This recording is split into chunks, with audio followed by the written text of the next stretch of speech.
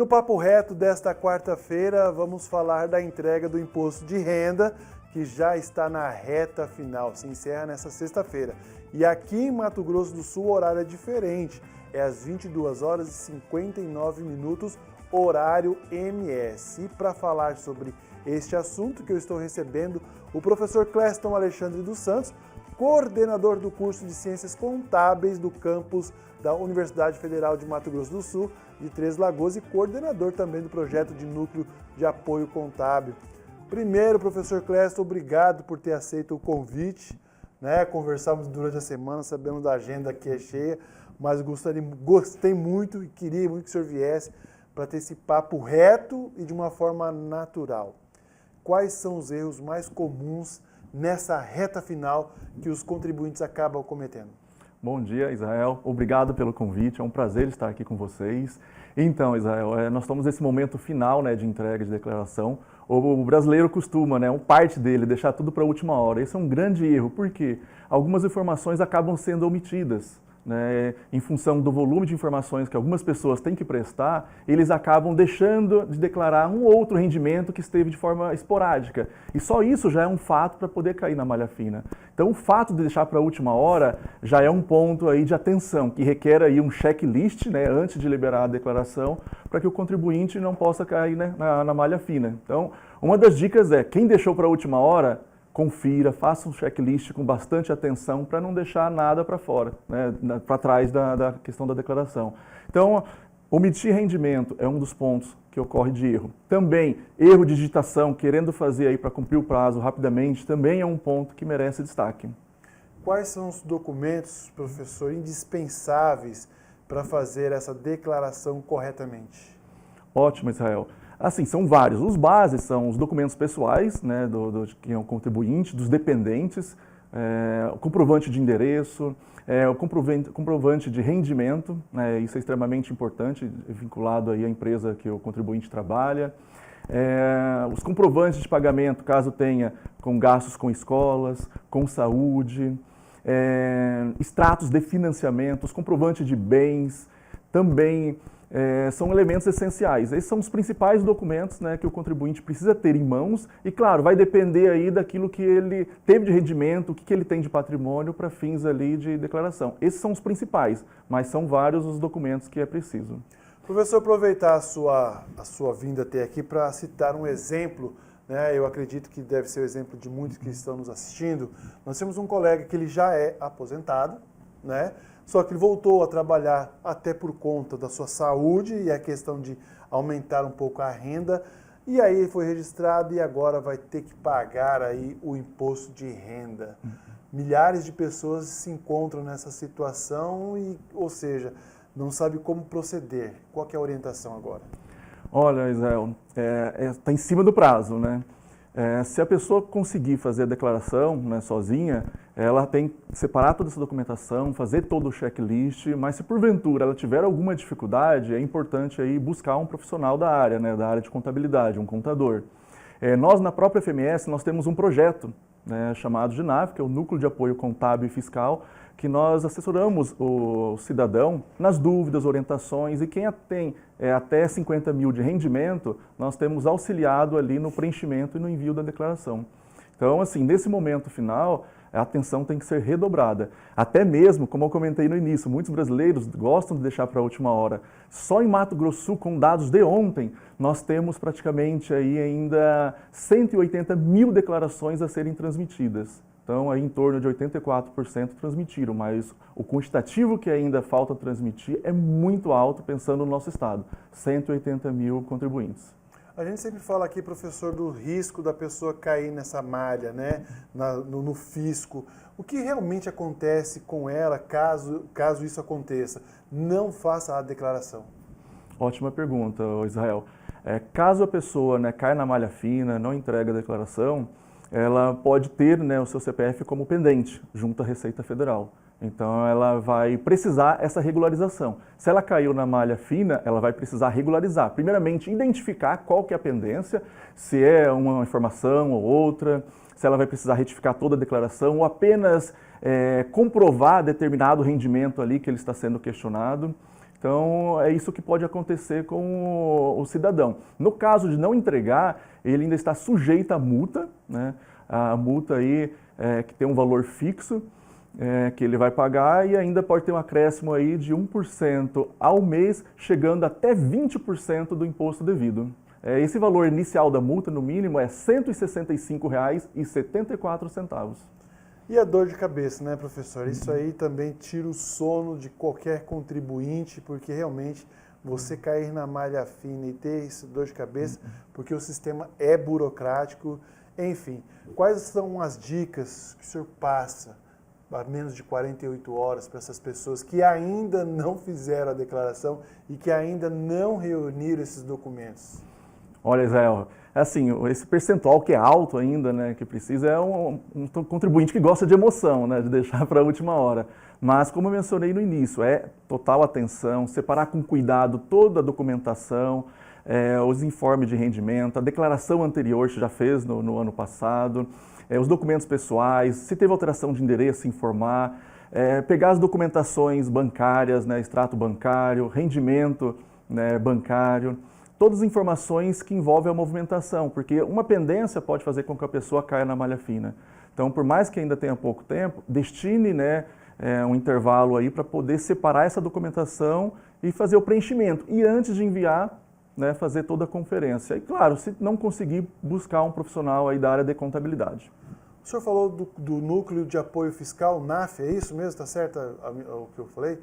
Vai ter um atendimento especial nesses dias? Já está tendo, inclusive? Nós temos, né, o NAF, ele foi constituído no ano passado, né, nós temos desenvolvido N atividades, entre elas o apoio aí ao cidadão nas dúvidas, orientações sobre imposto de renda. Bem como também atendimento no nosso espaço físico, que funciona na unidade 1 daqui da UFMS, mediante agendamento. O nosso e-mail é o naf.cptl@ufms.br, né, naf.cptl@ufms.br, e é mediante agendamento. Então, temos recebido várias demandas por e-mail, como também ainda atendimentos presencial. Como está em cima do prazo, nós temos poucas vagas disponíveis, porque é mediante agendamento. Mas o cidadão que quiser tirar alguma dúvida, pode enviar por e-mail, ou se preferir atendimento presencial, ainda temos algumas vagas. Agora, professor, a gente fala do prazo final, né? Aí as pessoas ficam já assim nesse desespero e acabam até tropeçando, cometendo alguns erros. O que é importante agora? Fazer a declaração com os documentos que tem e depois vem buscar a retificadora ou não? O que é? Excelente observação, Israel. Tem que juntar o máximo de documentação possível. Está em dúvida, mas tem que transmitir até o prazo máximo, que lembrando, é 30 de maio, cai na sexta-feira. Como a sexta-feira, o último dia útil, é o prazo. 23 horas e 59 minutos de Brasília. Aqui em Mato Grosso do Sul, 22 horas e 59 minutos. Ficar atento a isso. Está em dúvida? Insere as informações que tem e envia. Transmite para não ter já a multa por não enviar. Porque posteriormente o cidadão pode fazer ainda a retificação. Ele tem aí um prazo, né, até 5 anos para fazer a retificação. Mas claro, na sequência ali que já transmitiu, já busca juntar, conferir a documentação para fazer a retificação. Então ele tem esse prazo. O que o cidadão não pode deixar de fazer é de transmitir, porque senão ele vai ter essa pendência. Ele pode estar ali com o CPF com pendência junto à Receita Federal e ainda vai ter que pagar multa, que no mínimo é R$ 165,74, e ainda ele vai ter um juros aí de uma multa, né, de 1% aí ao mês, podendo chegar até 20% do imposto devido. Cleston, existe uma possibilidade da gente reverter esse imposto de renda a algumas organizações, né? Como funciona? Ótimo, Israel. Esse é um ponto que nós temos assim, sensibilizado a nossa população de Mato Grosso do Sul, de Três Lagoas. O que acontece? Muitos não têm essa informação, então até agradeço essa oportunidade, né, do programa de poder falar um pouco com o cidadão aqui de Três Lagoas, porque o cidadão ele pode, do imposto devido, destinar até 6% para fundos, sendo no máximo 3% para o fundo da criança, do município, 3% do fundo do idoso. E mesmo, Israel, se o cidadão tem na sua declaração a restituir, ele pode destinar do imposto devido que ele teve ali no ano anterior, sem pagar nada sobre isso. Nem quem tem a ainda pagar e nem quem tem a restituir. Vou dar um exemplo para vocês, Israel. Se eu tenho hoje a restituir R$ 4.000, e aí a declaração permite ali no percentual, vamos supor, R$1.000 que eu consiga destinar para o fundo da criança. Ao fazer essa destinação, a minha restituição aumenta para R$5.000. Se eu tinha 4, destinei na declaração mais 1.000, eu tenho 5 a restituir. Ou seja, eu não vou pagar nada mais fazendo essa destinação. E o importante é que esse recurso fica no município, fica no fundo, para os projetos sociais do município.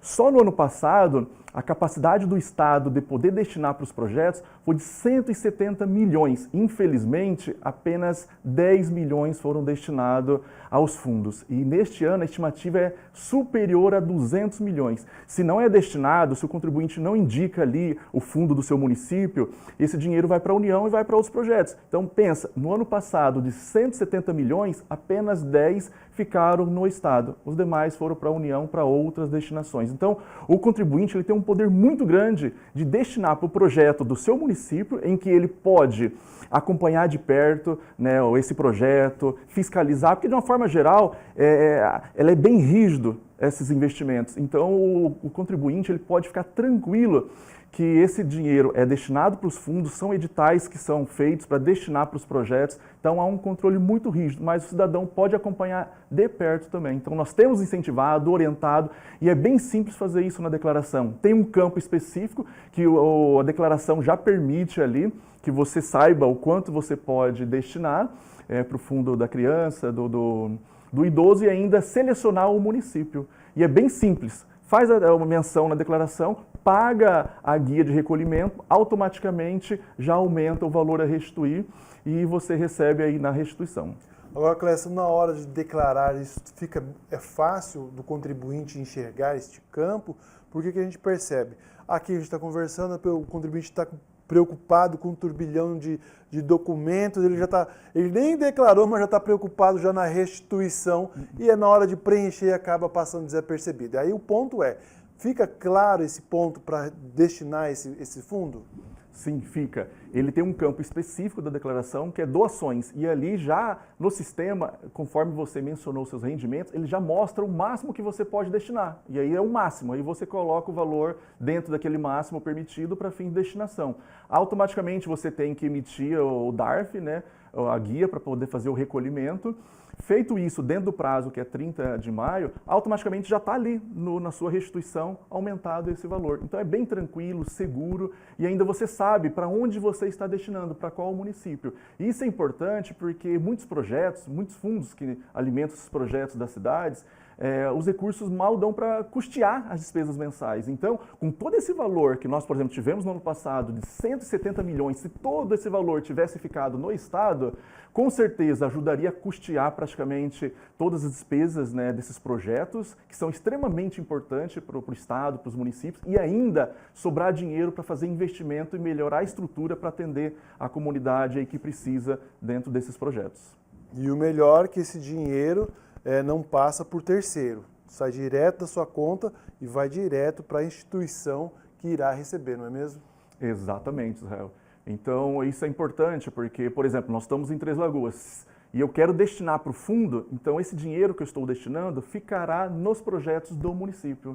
E aí o cidadão consegue acompanhar de perto, ele sabe ali quais são os projetos voltados à criança, ao idoso, e ele consegue estar próximo. Então essa é uma das formas de destinar de forma fácil e simples. Então se algum contribuinte quiser fazer e tiver dúvida, manda ali no e-mail nosso, naf.cptl@ufms.br. A gente pode orientar por e-mail mesmo, de forma remota, ou até mesmo no atendimento presencial. Nós temos feito campanhas, cartilhas, orientando e incentivando a população a destinar. Porque, como eu disse, se o dinheiro não fica aqui, vai para a União, vai para Brasília e é destinado aí para outras finalidades.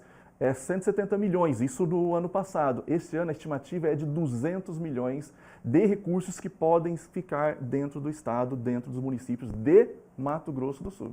Clécio, para a gente encerrar, dá tempo, calma neste momento e fazer sua declaração. Sim, sim, ainda temos um tempo considerável, né? Por isso que eu falo, como alguns brasileiros gostam de deixar para a última hora, são os brasileiros que gostam de emoção, né? Mas dá tempo tranquilo ainda, é só fazer com calma, reservar um bom tempo, fazer realmente um checklist dos documentos que precisam, para ver se não está faltando nada, e aí fazer a conferência, transmitir, mas dentro do prazo. Depois, se ficou alguma pendência, faz uma retificação, que aí é possível ajustar. Mas o importante é não deixar de declarar. E um outro ponto, Israel, é que assim, às vezes a pessoa não atingiu ali os R$ 33.888, né? Não ultrapassou esse valor, mas teve ali no ano um ou outro mês que teve retenção de imposto de renda. Essa pessoa tem direito a ter esse dinheiro de volta, então vá, emita, faça a declaração, transmita para receber como o valor de volta, como restituição. E muitos brasileiros não percebem isso. Então atendemos semana passada um contribuinte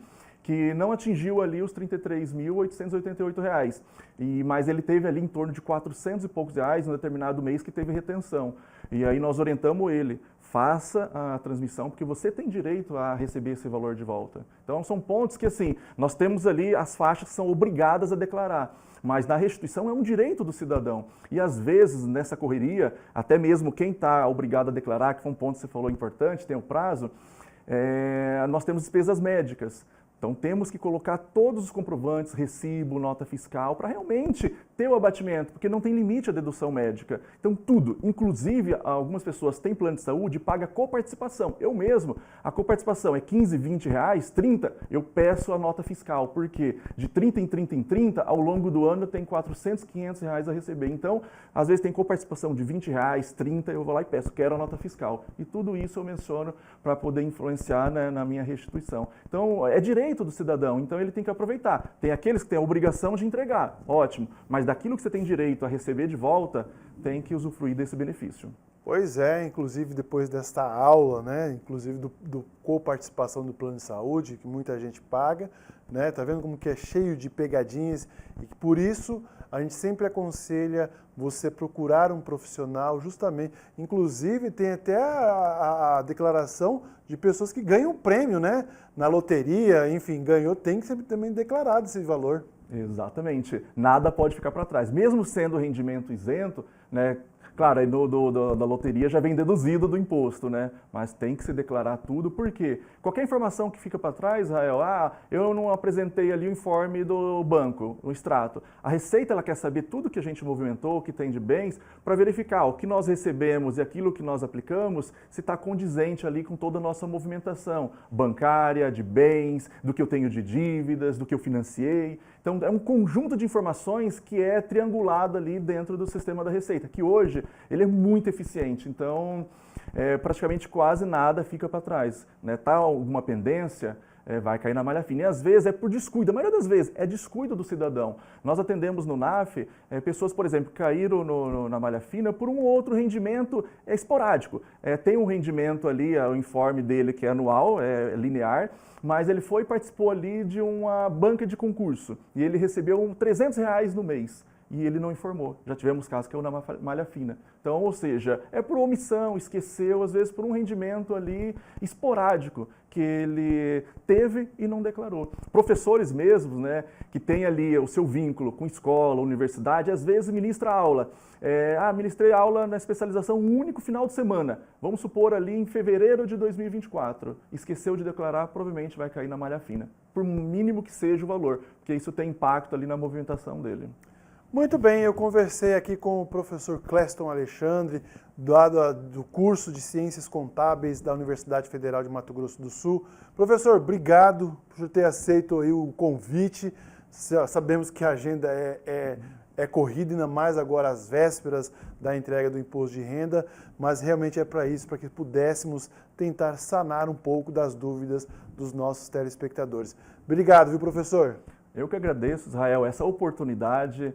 Né? Eu falei, não vou recusar, vou dar um jeito para vir participar do seu programa, como já tive outras oportunidades, porque é um programa que tem uma grande audiência em Três Lagoas, região, e é o quê? Trazer a informação para o cidadão, é fazer com que ele esteja informado, que ele busque conhecimento, né, esteja sempre atualizado. E a universidade também tem um papel importante dentro da sociedade. Então, esse projeto que nós temos, que atende orientações, ajuda aí na declaração de que tem rendimento de 50 mil, mas tiramos dúvidas, orientamos qualquer cidadão, e entre outras também atividades, como apoio à microempresa, a microempreendedor individual, no apoio gerencial. Então, nós temos um leque grande de serviços que é uma prática de cidadania da universidade. Então, nós temos essa obrigação, claro, de formar os estudantes, formar profissionais, mas também de contribuir com o desenvolvimento da sociedade. Prestação de serviço. Exatamente. E agradecemos aí a oportunidade, né, junto ao programa, de manter aí a nossa sociedade sempre atualizada. Muito bem, conversei com o professor Cleston Alexandre do curso de Ciências Contábeis da Universidade Federal de Mato Grosso do Sul, campus Três Lagoas.